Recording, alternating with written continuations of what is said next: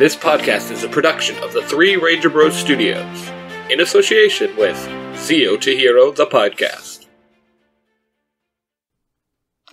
Hello everybody and welcome to Tiger Tales, the place you'll find stories and fanfictions written and read to you by your host, me, Tai Tiger. Today, we dive back into Power Rangers Universe 113, and its ongoing Kamen Rider storyline, Kamen Rider Gaim. Again, this is just an adaptation. In the last chapter, we ended it with Ichigo and Itachi, two best friends who grew up together adventuring in the Dark Forest, which came to be through a magical hole that appeared out of nowhere. In the Dark Forest, they found these bulbs, and the bulbs turned into a monster. The other bulb turned into a Kamen Rider Lockseed, which turned Ichigo into Kamen Rider Gaim. We ended the chapter with Itachi's father, who owns the company, who is trying to research on the Dark Forest and this big gaping hole, and he recruited them into his helicopter to take them back home to question them. And that's exactly where we start off with this chapter. So, let's dive in. Welcome to Universe 113. Many tales are told here. Some you may recognize, like the Power Rangers Future Foundation. Some are new. This universe was separated into two parts, yin and yang. One is normal, the other hosts a war between technology and magic. Here we find more Ranger teams, a few Kamen Riders, and the introduction to a new level of Ranger power, known as the Apex Grid. Get ready for tales beyond any other as we dive into Power Rangers Universe 113. Kamen Rider Gaim, Chapter 2, A Split in Circumstance. Ichigo and Itachi stood in Mr. Suki's office in the Suki mansion. Ichigo had the driver belt in hand. Mr. Suki walked over to the family portrait and put his thumb on the side of it. It made a beeping noise and the family portrait swung open like a door revealing a hidden vault in the wall. Mr. Suki pressed the code and the vault opened. He reached into the vault and pulled out a small box. He walked over to the two boys, placed the box down onto the table, and both of the boys looked at him rather nervous. He opened the box and revealed one of the blue plant bulbs that came from the Dark Forest and placed it on the table. "This is what you found, correct?" Mr. Suki asked. "Yes," Itachi muttered. "And let me guess, one of them turned into that lock you have in your pocket, and another turned into that bug monster you fought," Mr. Suki stated. "That's correct," Ichigo said. "The monsters are called Inves, and the locks are called Lockseeds. The bulbs grow on the thickest, tallest trees. Only that tree as well," Mr. Suki explained. "Why are you talking about this like you know what it is?" Itachi asked. "Son, the Dark Forest. The Norse call it the Helheim Forest, the Japanese call it Sora no Forest.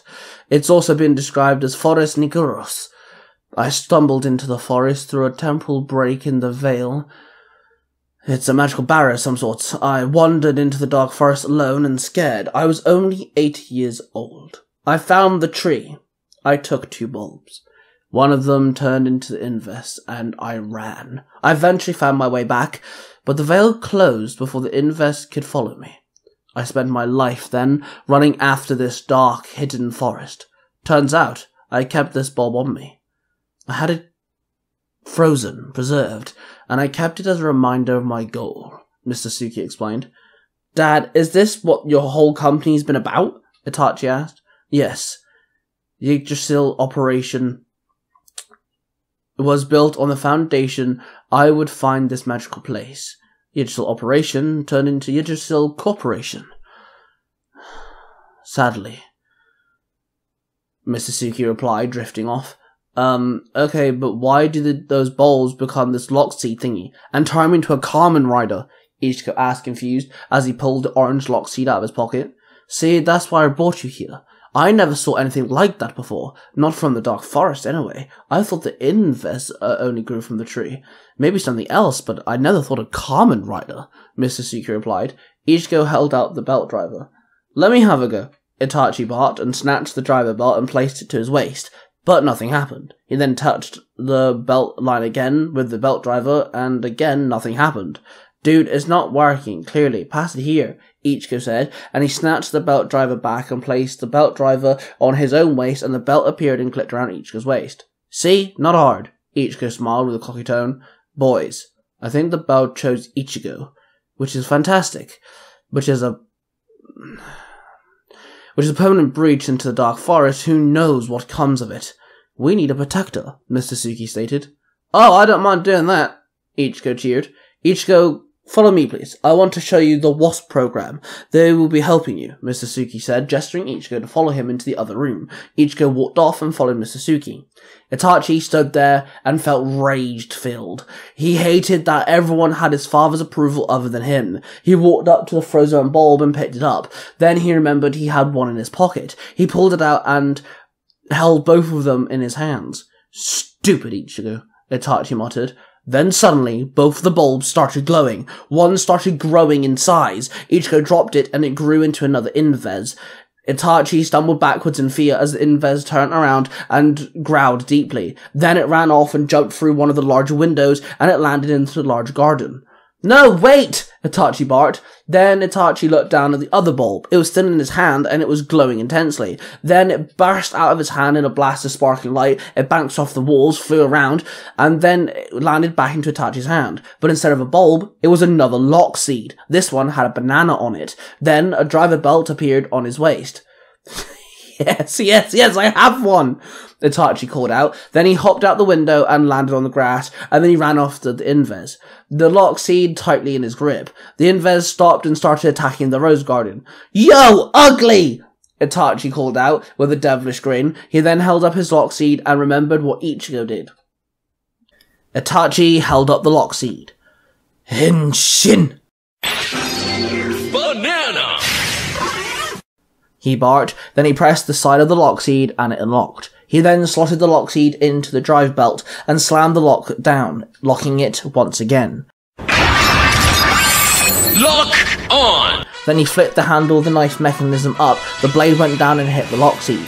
The front part of the lock seed fell forward and hung there, now revealing a banana insignia on the top and bottom halves of the lock seed. A portal opened above Itachi, and in the form of a zip unzipping a circular portal.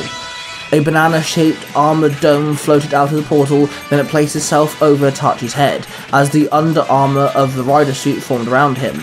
The banana-shaped dome unfolded around his torso and shoulders and slotted into place, forming his armoured chest plate and shoulder pads. Itachi had become...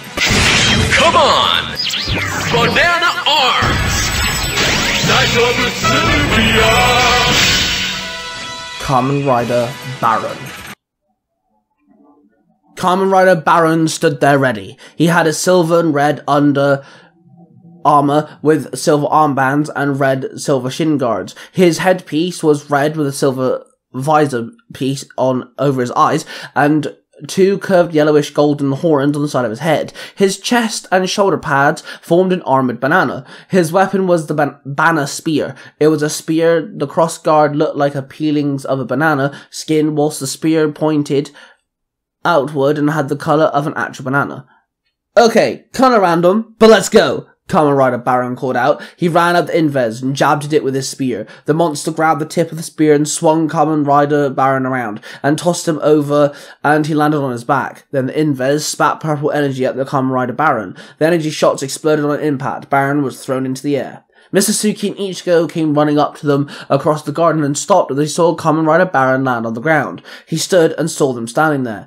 Dad, get back! Baron barked. Dad? Wait, is that Itachi? Ichigo called out. Ichigo, you have to help Itachi.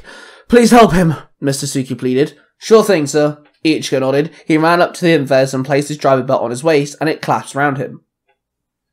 Ichigo held up the lock seed. Henshin! He barked. Orange! Then he pressed the side of the lock seed and it unlocked. He then slotted the lock seed into the driver belt and slammed the lock down, locking it once again.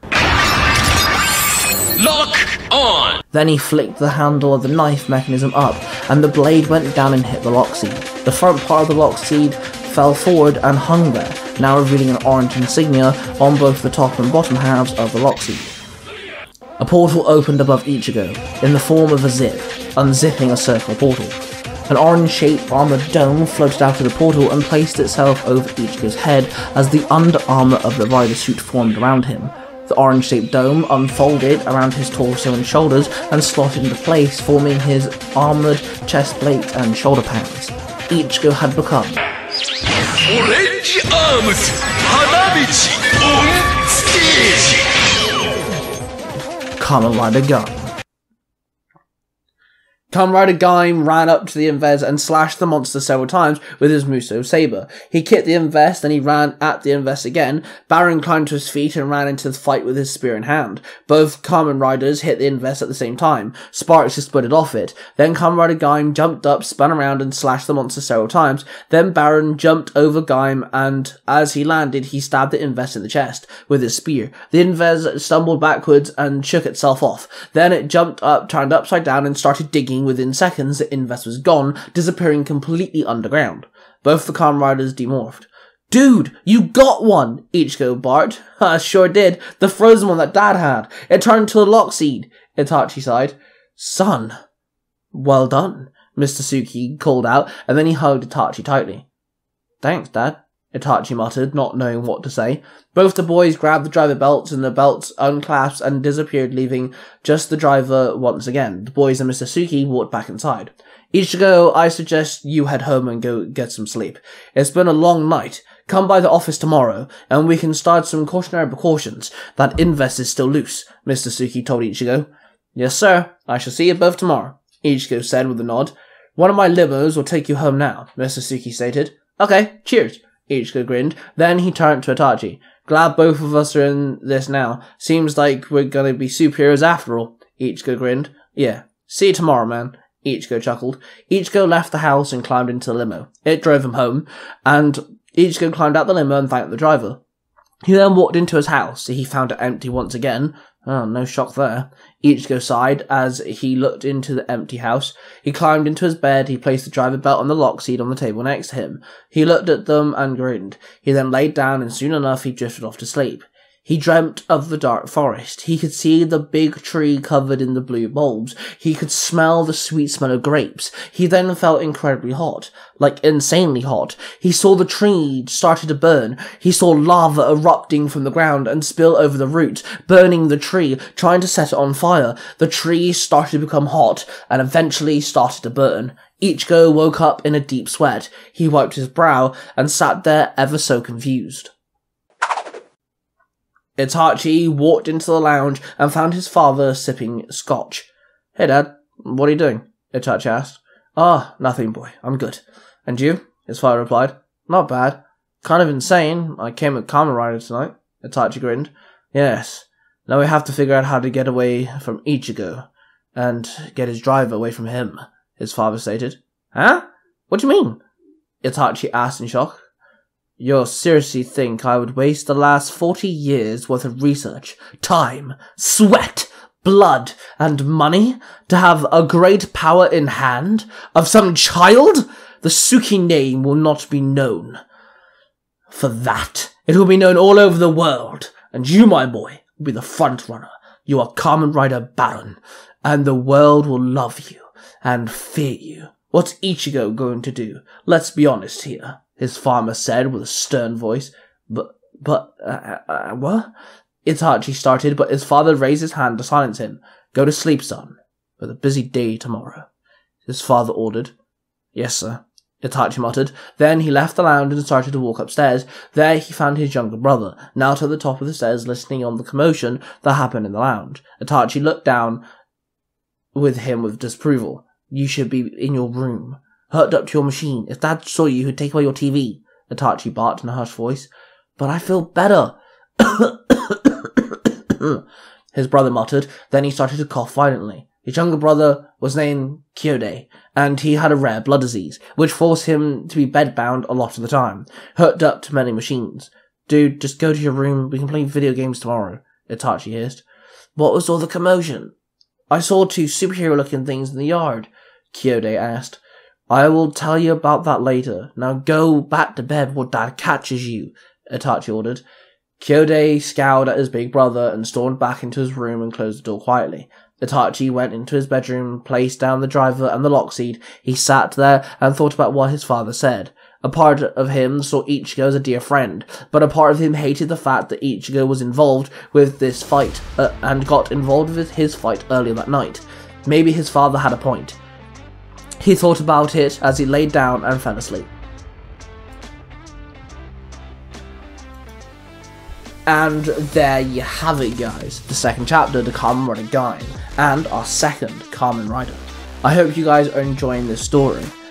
This, of course, is an adaptation, so I'm taking the suits, the monsters and stuff, and writing my own story in it, similar to how Power Rangers adapted Super Sentai. Make sure you check out my other Kamen Rider story, Kamen Rider Kiva, and that belongs on Universe 19. The Power Rangers Universe 19 podcast is owned by Cosplayer67. He's also adapting other Kamen Riders, so make sure you check them out.